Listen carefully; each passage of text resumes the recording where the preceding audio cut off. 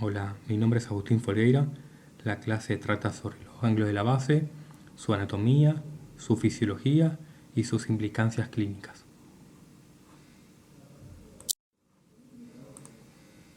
A modo de introducción, podemos decir que el movimiento voluntario está regido por la corteza cerebral y por una serie de estructuras subcorticales. Entre ellas se destaca el cerebelo, el tálamo y los ganglios de la base, que a su vez están controlados y regulados por el sistema mesencefálico dopaminérgico. En tanto que las lesiones de la corteza cerebral producen una pérdida del movimiento, como puede verse en los accidentes cerebrovasculares, las lesiones de las estructuras subcorticales, como lo de los ganglios de la base, producen un trastorno de movimientos involuntarios que suelen verse tanto exacerbados o hipocinéticos como puede verse en la enfermedad de Parkinson.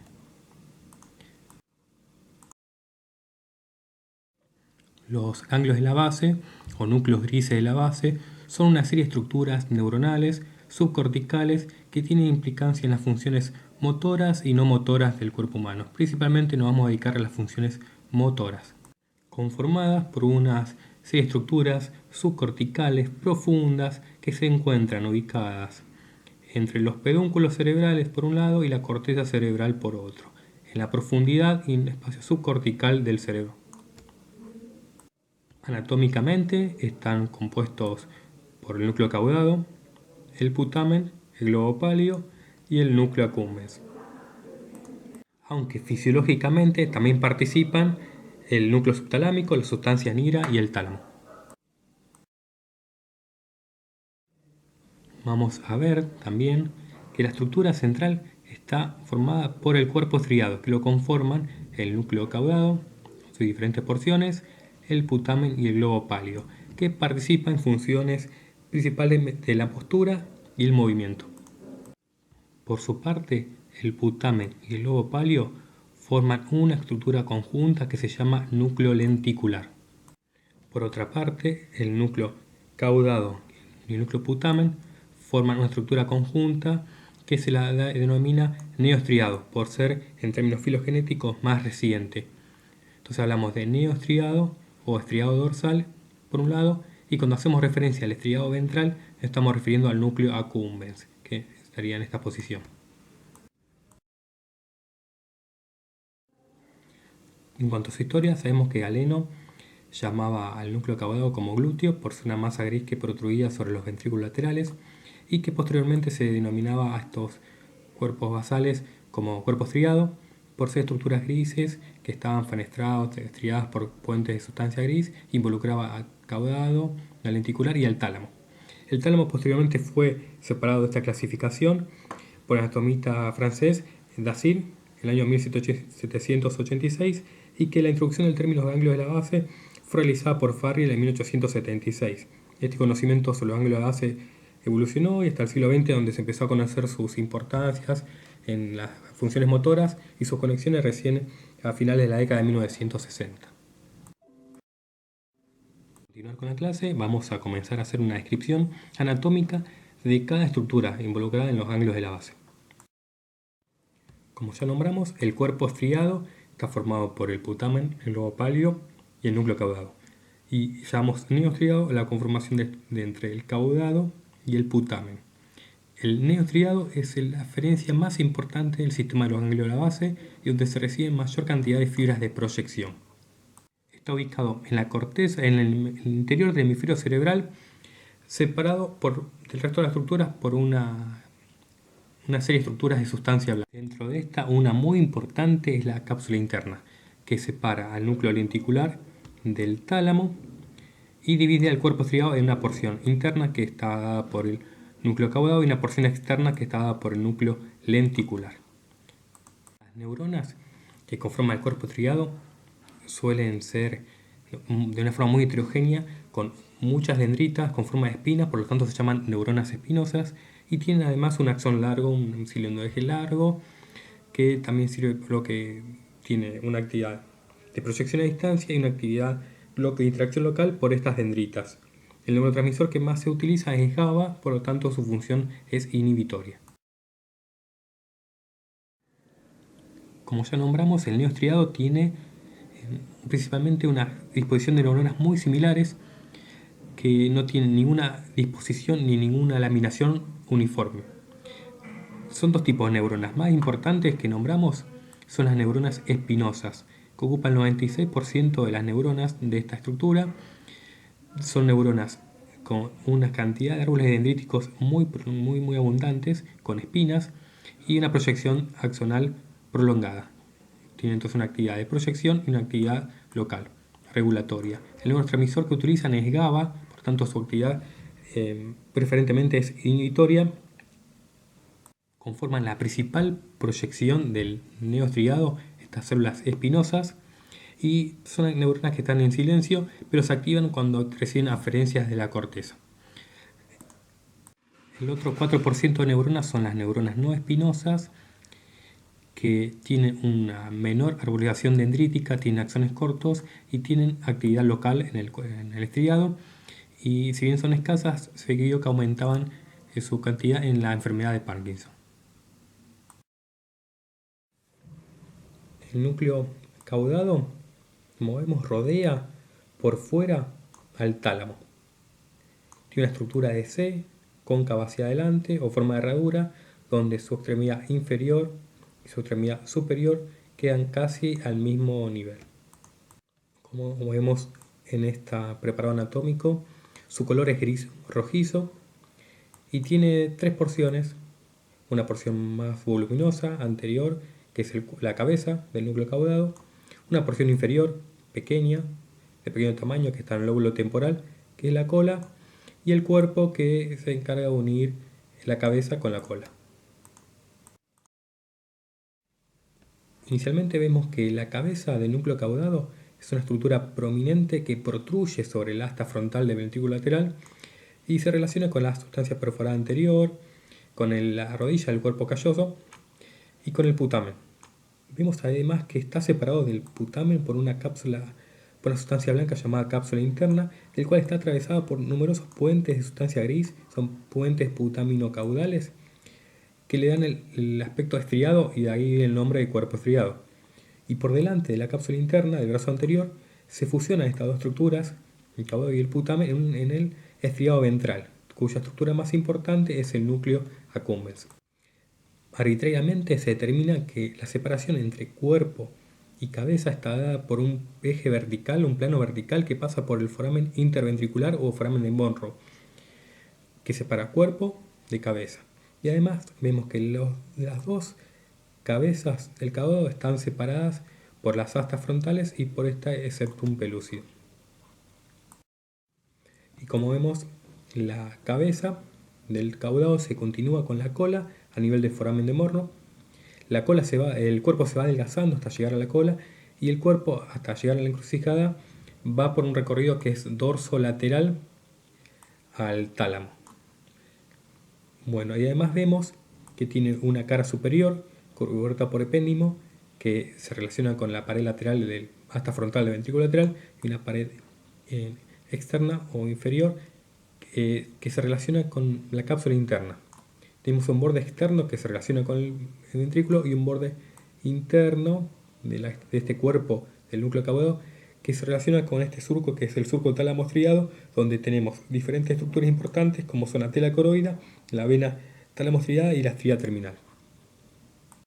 Y por último vemos que la cola del núcleo caudado se ubica en el lóbulo temporal, una porción más delgada que nace en el atrio ventricular y se dirige hacia el lóbulo temporal para finalizar en la amígdala. Su recorrido va por detrás del tálamo, separado de la porción retroventricular de la cápsula interna, y por debajo del núcleo ventricular, separada por la porción subventricular de la cápsula interna. En su recorrido por el lóbulo temporal, forma parte del techo del asta temporal del ventrículo lateral. Como vemos, el núcleo lenticular se relaciona por dentro con el tálamo, con el núcleo caudado y por fuera con el claustro o antemuro. Esa sustancia, esta estructura está rodeada completamente por sustancia blanca.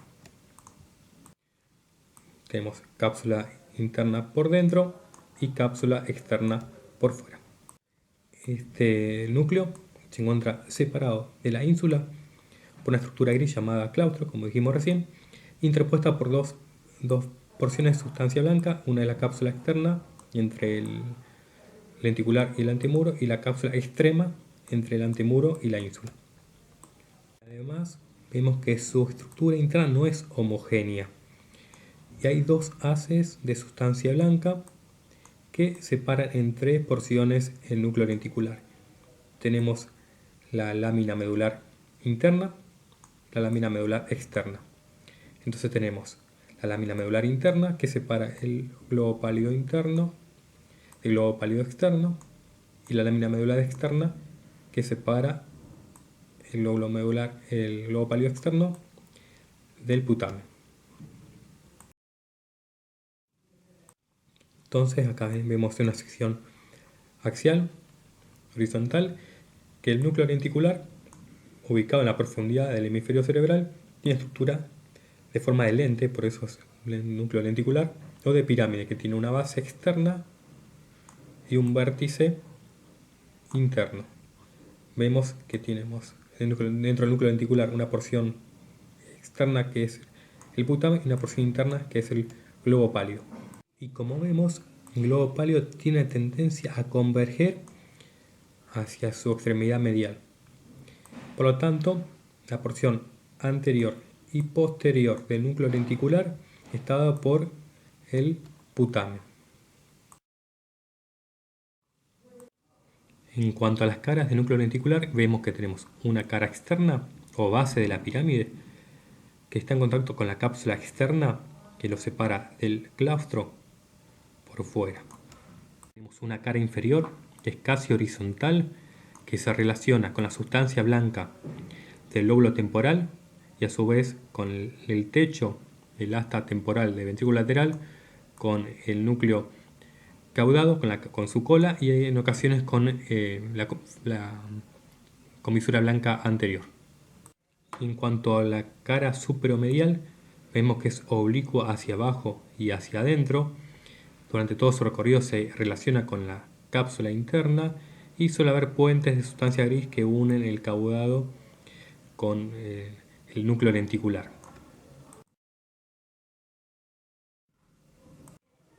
Y vemos en una sección axial que el núcleo lenticular en su extremo anterior está formado por el putamen de una extremidad algo redondeada y de forma irregular, que tiende a unirse con la cabeza del núcleo caudado y lo hace en su porción ventral, uniéndose y forma el estriado ventral. Y en su extremo posterior se va adelgazando, está formado por su porción posterior por el putamen y que termina finalmente de una forma muy adelgazada y con unos tractos de forma longitudinal. Al núcleo putamen vemos que es la porción externa del núcleo lenticular, tiene una coloración gris más oscura en concordancia con el color que tiene el núcleo caudado. Y vemos que está separado del globo pálido por la lámina medular externa, como ya hemos nombrado, y está separado por fuera del antemuro por la cápsula externa. También vemos una cantidad de fibras mielínicas que se dirigen en posición ventromedial hacia el núcleo, hacia el globo pálido, que son fibras mielínicas de conexión. Y además vemos que en la porción rostral y ventral del núcleo putamen, por delante del brazo anterior de la cápsula interna, se adhiere con el núcleo caudado formando el estriado ventral, como ya hemos también nombrado.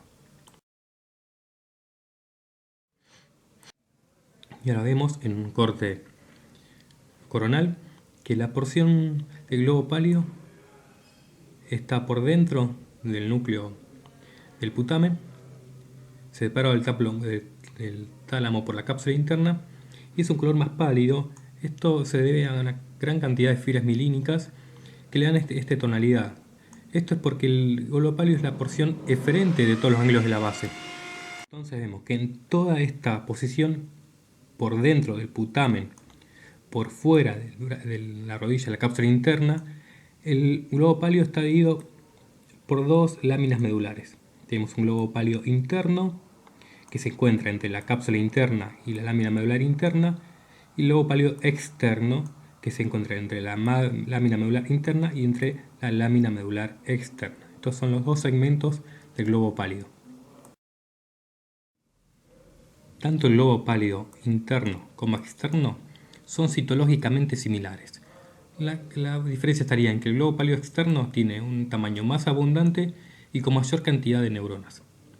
Y después el globo pálido interno tiene similitud en cuanto a su celularidad y sus conexiones con la porción reticular de la sustancia negra. Entonces es algo muy importante en los circuitos que vamos a ver.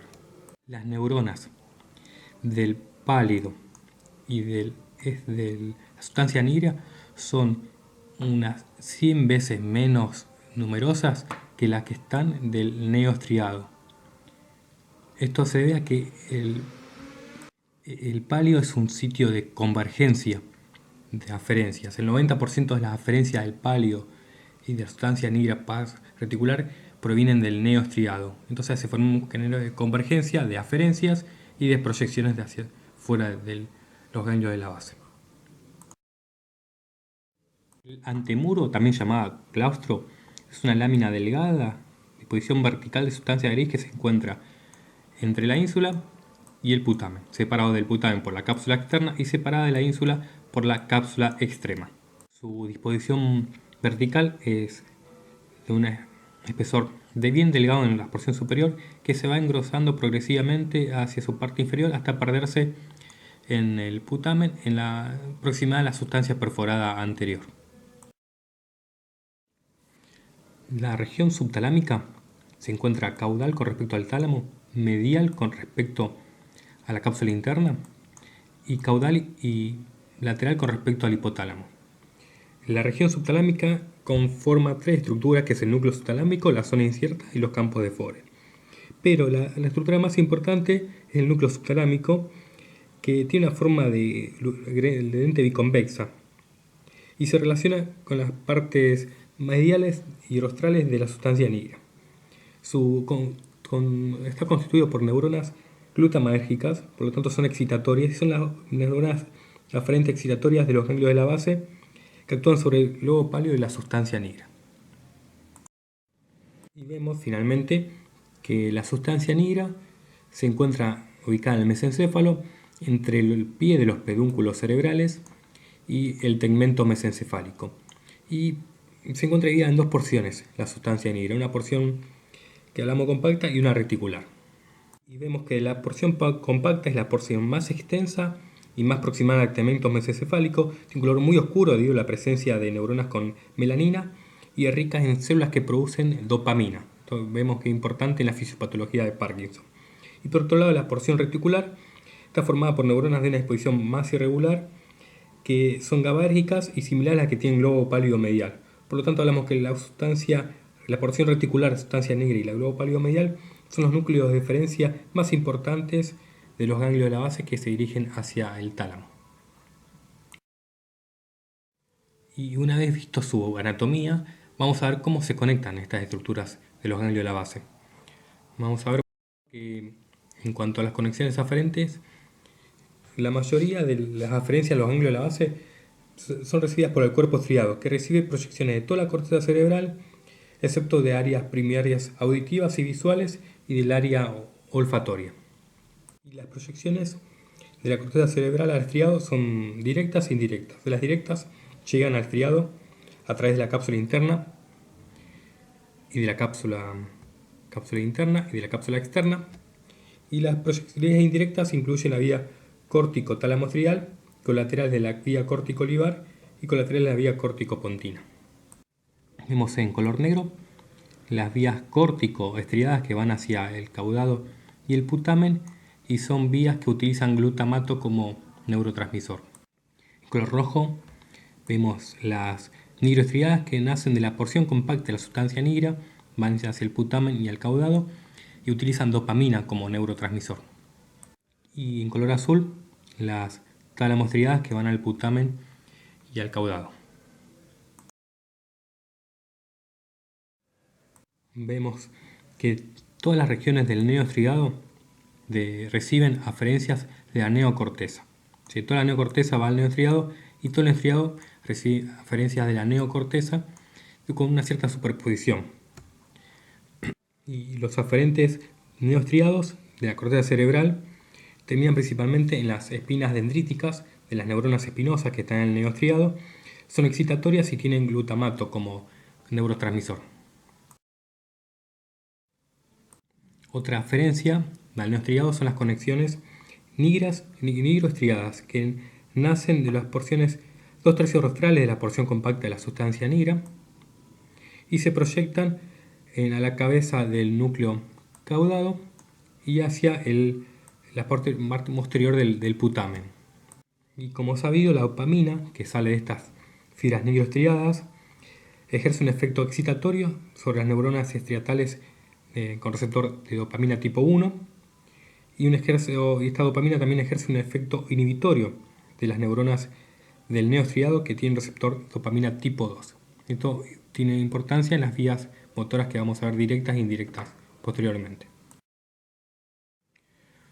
Y en cuanto a sus conexiones eferentes, el neoestriado, cuando hablamos de putamen y globo pálido, se proyecta mediante unas neuronas espinosas inhibitorias que usan GABA como neurotransmisor, que se proyectan hacia la sustancia nigra pars reticular y hacia el globo pálido.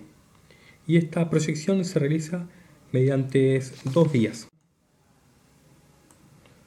globo pálido y el putamen, la sustancia nigra particular y hacia el globo pálido. Como dijimos, hay dos vías, una directa y una vía indirecta.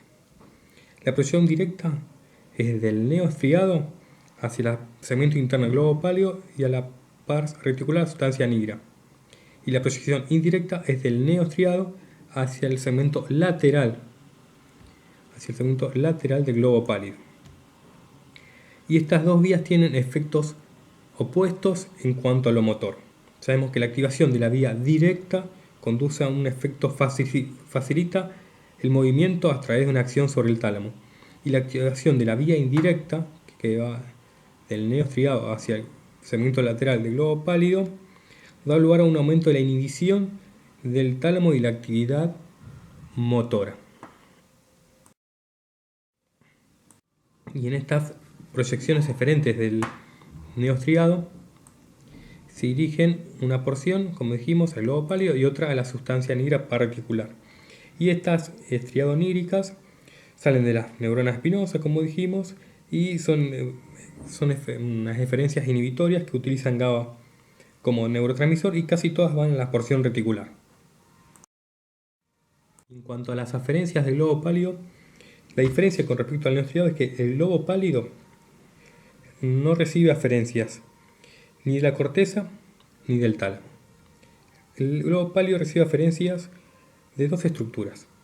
Como vimos, una es el neoestriado, que proyectan hacia el pálido, y por otro lado del núcleo subtalámico, que proyecta hacia el pálido.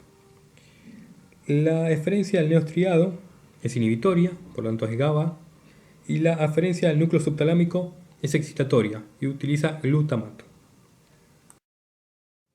Las aferencias que surgen del estriado son inhibitorias, como dijimos, GABA, y se arborizan en forma alineada estas aferencias a las láminas medulares. Y son las bandas oblicuas que salen del núcleo caudado del putano y se proyectan hacia de manera diferencial a los segmentos del globo pálido. Y la mayoría terminan, como vimos, en el segmento medial o interno del globo pálido.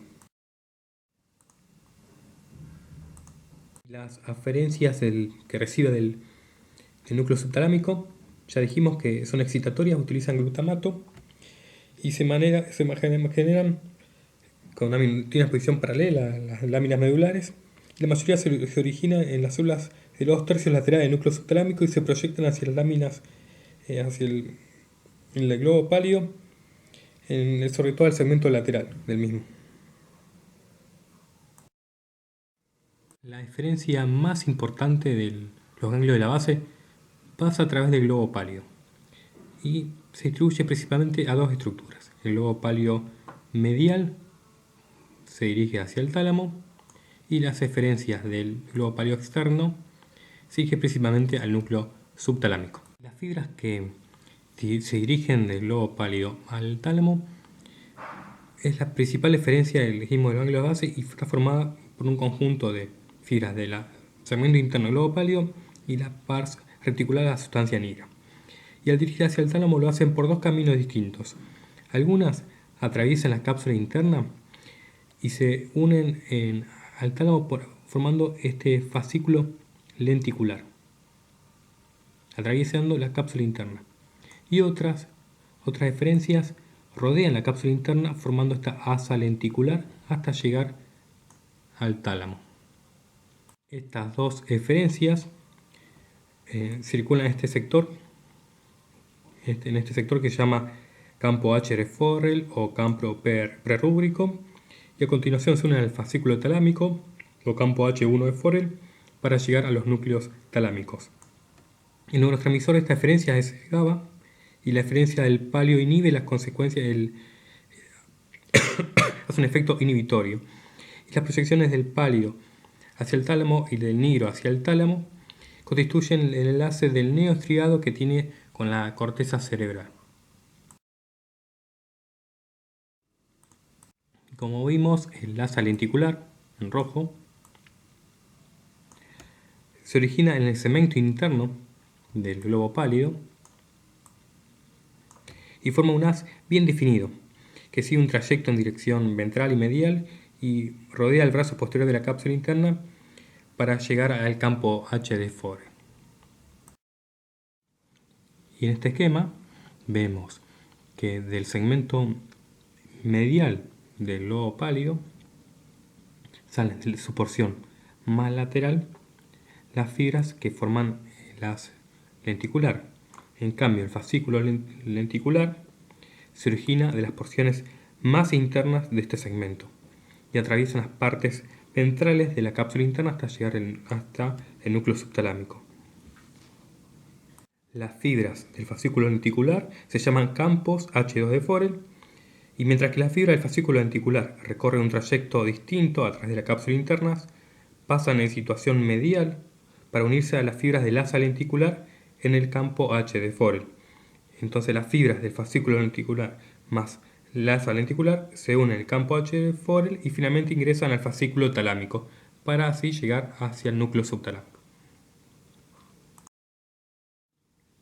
Como vimos, las fibras paliofugas del asa lenticular y las del fascículo lenticular, una vez que ingresan en la área incierta, forman parte de este fascículo talámico.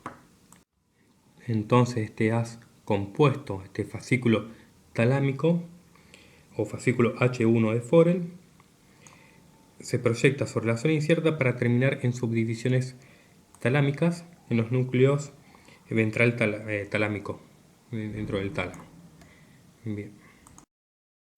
Además de este fascículo talámico, hay una serie de proyecciones paleotalámicas que van hacia el núcleo ventral anterior y ventral lateral del tálamo y se organizan de una forma bien topográfica y participan de las vías motoras a través de la vía directa y la vía indirecta que proyectan del palio sobre el tálamo. En este gráfico vemos cómo las proyecciones del segmento interno del globo pálido se proyectan hacia el tálamo mediante el asa lenticular, mediante el fascículo lenticular, mediante el fascículo talámico y cómo de la porción lateral del globo pálido parten conexiones diferentes hacia el subtálamo. Estas proyecciones son precisamente GABAérgicas y participan de la vía indirecta motora de los ganglios de la base. En cuanto al subtálamo, vemos que hay numerosas conexiones aferentes. Destacar que lo más importante viene de aquí. La conexión aferente más importante del núcleo subtalámico viene del segmento lateral del globo pálido. Después hay aferencias procedentes de la corteza motora, de la premotora, prefrontal, colaterales de fibras de otras localizaciones y pequeñas fibras provienen del tálamo y de otras estructuras. Bueno, y esta aferencia que ya nombramos llega al núcleo subtalámico a través del globo pálido externo. Es una vía importante de aferencia, la más importante aferencia del núcleo subtalámico de esta vía, que nace el segmento externo del globo pálido, atraviesa la cápsula interna y llega al núcleo subtalámico con una proyección topográfica que se mantiene, es una proyección GABAérgica y que tiene un papel muy importante en la vía indirecta de los ganglios de la base. Y otra aferencia, que en la segunda en importancia, viene de la corteza, que son diferentes sitios proyectados hacia el núcleo subtalámico mediante unas aferencias que son unas proyecciones glutamárgicas, son excitatorias y parten principalmente del área motora primaria y contribuciones menores del área prefrontal, premotora y la motora suplementaria, las cuales están organizadas de una forma bien somatotrópica. Y vamos ahora a una diferencia en cuanto al estriado y el núcleo subtalámico en cuanto a sus aferencias.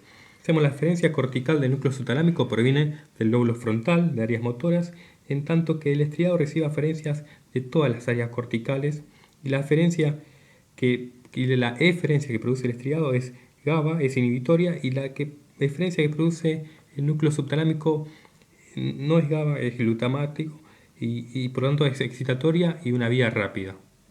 Y las principales eferencias del núcleo subtalámico se parten hacia el globo pálido y hacia la sustancia negra reticular. Pero la principal va hacia este sector, globo pálido por la porción externa.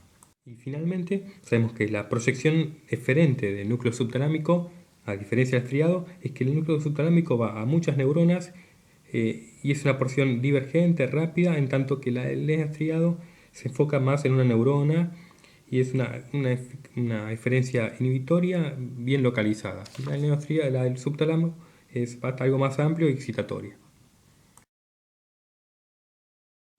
La eferencia del núcleo subtalámico hacia el globo pálido está dada por una serie de haces que atraviesan la cápsula interna y sabemos que hay una conexión recíproca, el segmento lateral del globo pálido hacia el núcleo subtalámico y la fibra del núcleo subtalámico que se proyecta hacia ambos segmentos del globo pálido.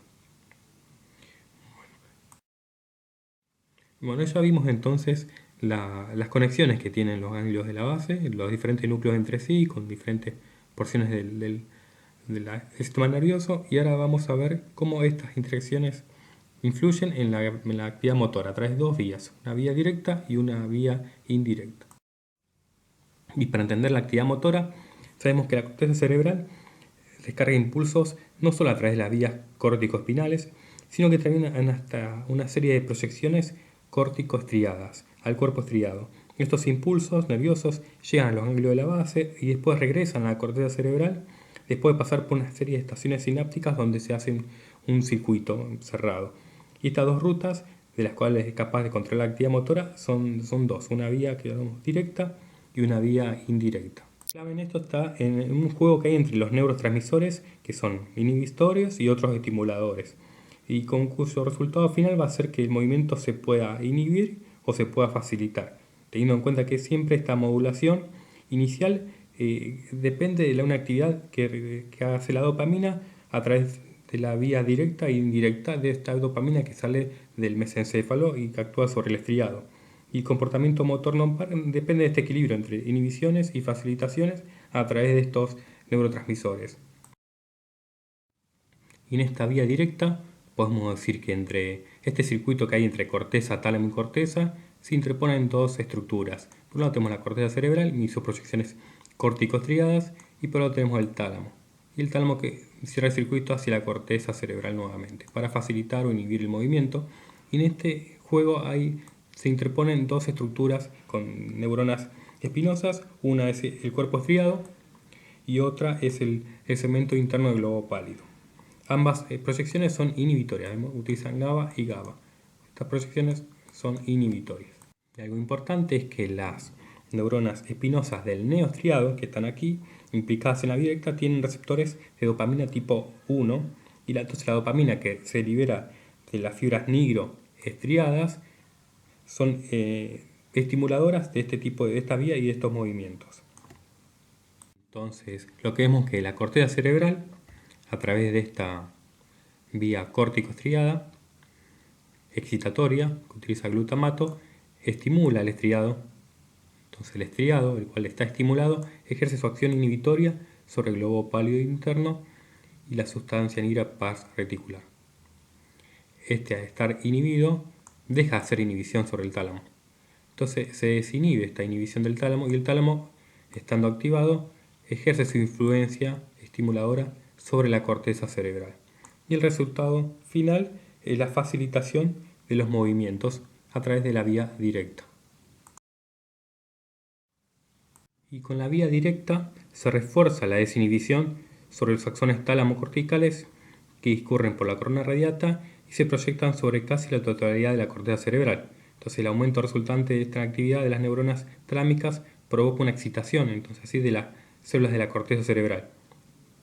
Resumiendo, el resultado final de la activación directa es una retroalimentación cortical positiva que facilita los movimientos que están iniciando en curso. Entonces la vía directa es facilitadora del movimiento. Y al contrario de lo anterior, la vía indirecta es un circuito de retroalimentación negativa de la corteza cerebral, que provoca una inhibición de los movimientos no deseados.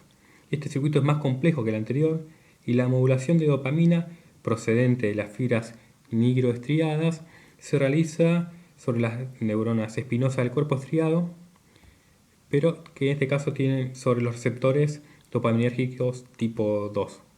En este caso, entre la corteza cerebral y el tálamo se interponen 4 estructuras, 2 más que la anterior. Tenemos las neuronas espinosas del estriado, ya dijimos que eran inhibitorias, utilizan GABA. Las neuronas del globo pálido externo, inhibitorias, producen GABA. Y las del núcleo subtalámico, esta nueva se agrega ahora, que son excitatorias, las únicas excitatorias que utilizan glutamato como neurotransmisor.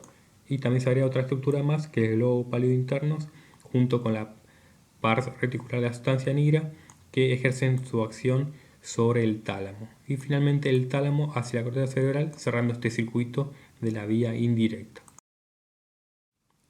Entonces vemos que los axones de las neuronas espinosas del cuerpo estriado con receptores de dopamina tipo 2 se conectan con las neuronas del segmento lateral del globo pálido.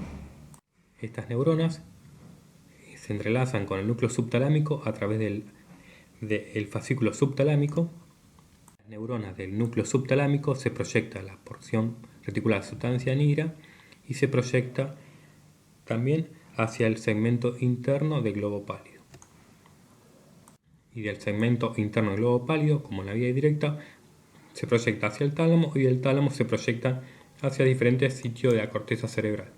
De todo esto, tiene como resultado final que la activación de la vía indirecta es una inhibición de las neuronas talámicas, son inhibidas, entonces la proyección cortical, por consiguiente, produce una inhibición del movimiento talámico.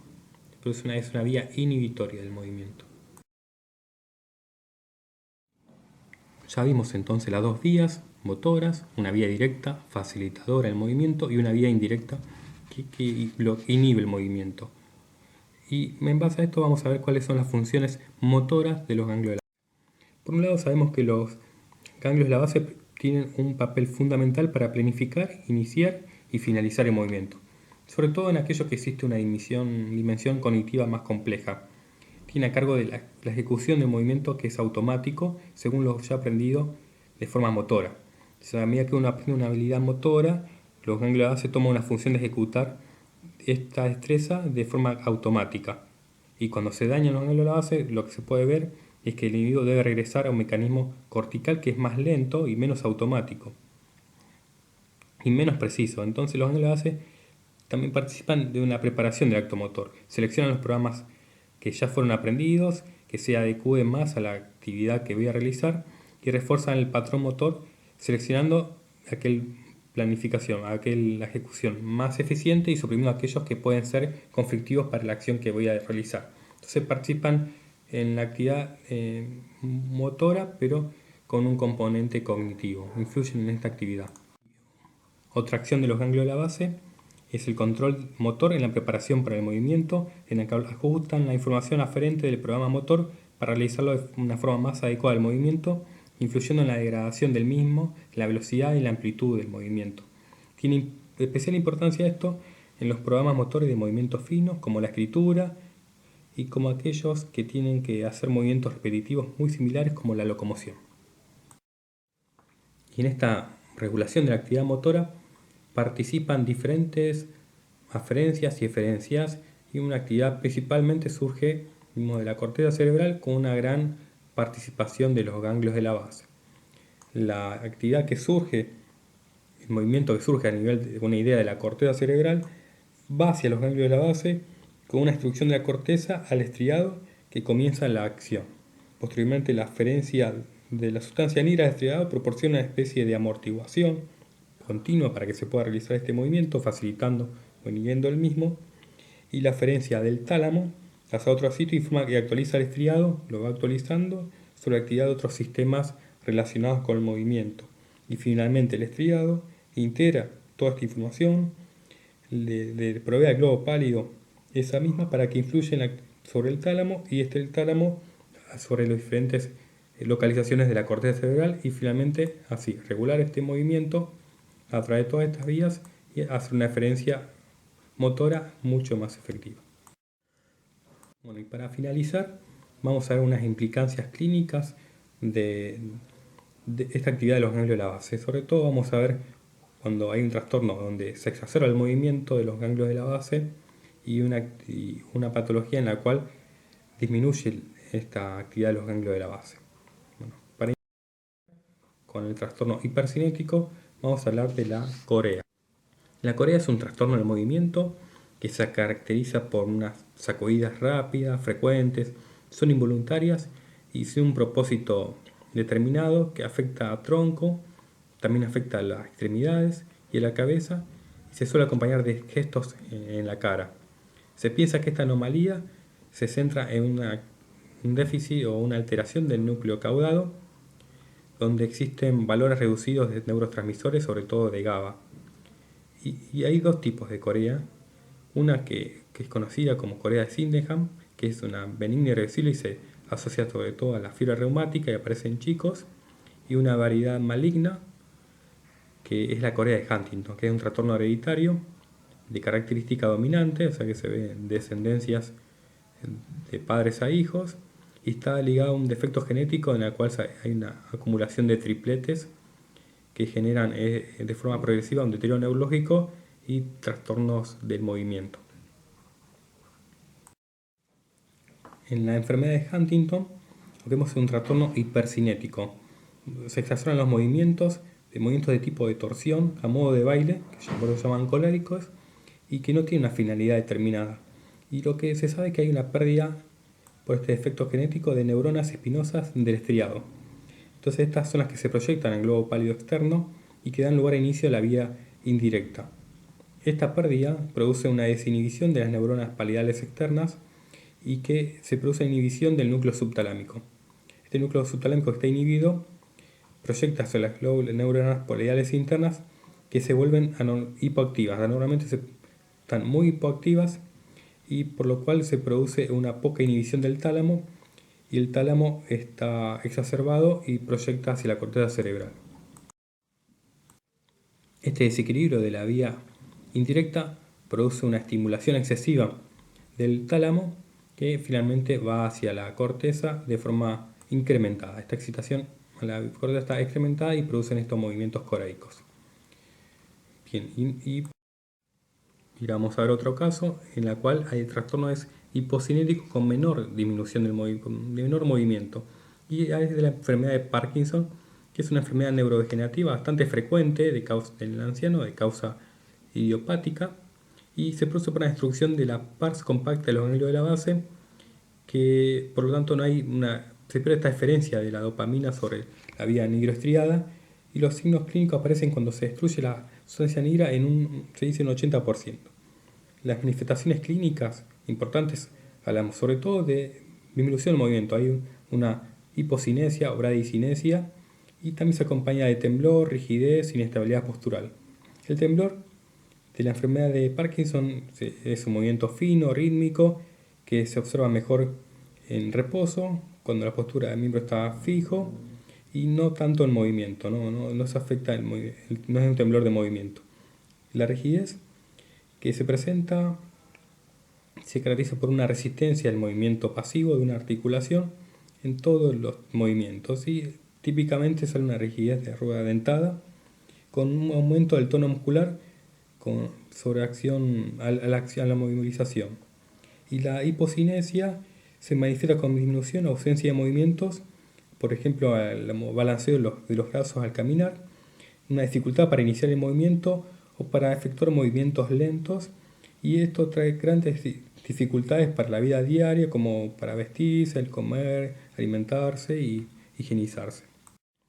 ¿Y cómo afecta la destrucción de la sustancia negra en las vías directa e indirecta? Está influenciada por la ausencia de dopamina. La disminución de dopamina provoca un desequilibrio funcional entre las dos vías. La vía directa está hipoactiva, por lo tanto se disminuye el movimiento. Y la vía indirecta está hiperactiva, por lo tanto aumenta la bradicinesia. O sea, esta vía, la indirecta, estar hiperestimulada, el movimiento es más lento, se inhibe el movimiento. La hiperactividad de la vía indirecta conduce a inhibición de las neuronas del globo pálido externo, la desinhibición del núcleo subtalámico, y por ello el exceso de impulsos excitatorios hacia el globo pálido interno, y este exceso produce una gran inhibición del tálamo que no puede actuar sobre la corteza. Y finalmente el movimiento que predomina es la lentificado, inhibición del movimiento. Entonces vemos finalmente que la característica importante de la enfermedad de Parkinson es la hiperactividad de la vía indirecta, porque el que está hiperestimulado es el núcleo subtalámico, que acentúa el impulso, está exacerbado el impulso excitatorio sobre el globo pálido interno, y que a su vez inhibe las proyecciones motoras del tálamo. Entonces esto está hiperestimulado, el subtálamo está hiperestimulado, se hiperestimula el globo pálido interno, el cual se produce una gran inhibición del tálamo. Entonces la disminución es que la excitación a la corteza está disminuida y predomina la bradicinesia. Por estas razones, hoy en día, ya hace unos cuantos años, uno de los objetivos quirúrgicos blanco para el tratamiento de estos pacientes muy seleccionados, en los cuales no hay una gran resistencia a los fármacos, es una destrucción selectiva del tálamo, un procedimiento quirúrgico ya de hace unos cuantos años, en el cual si se destruye el núcleo subtalámico, esto sirve para entenderlo, disminuye los impulsos excitatorios hacia el globo pálido interno, y en lo cual, sí, en este caso se regula la vía hacia el tálamo. Y otro target de esta cirugía fue la destrucción del segmento interno del globo pálido, la palidotomía, que reduce las salidas hacia el tálamo, ¿no? Son los dos objetivos quirúrgicos que se han planteado. Hoy en día también ya existen estimuladores, pero bueno, esto sirve para ver cómo funcionan las vías. Bueno, estos fueron los casos que se han visto, que sirven para entender cómo funcionan estas dos vías, vías directas, vía indirecta, cómo se modifican, cómo se alteran y cómo producen diferentes enfermedades, como puede ser la corea y la enfermedad de Parkinson, como un fenómeno de hipocinético, hipercinético por modificación patológica de los ganglios de la base. Bueno, espero que les haya servido. Se adjunta el archivo para que puedan hacer lectura del mismo y que sea de gran utilidad.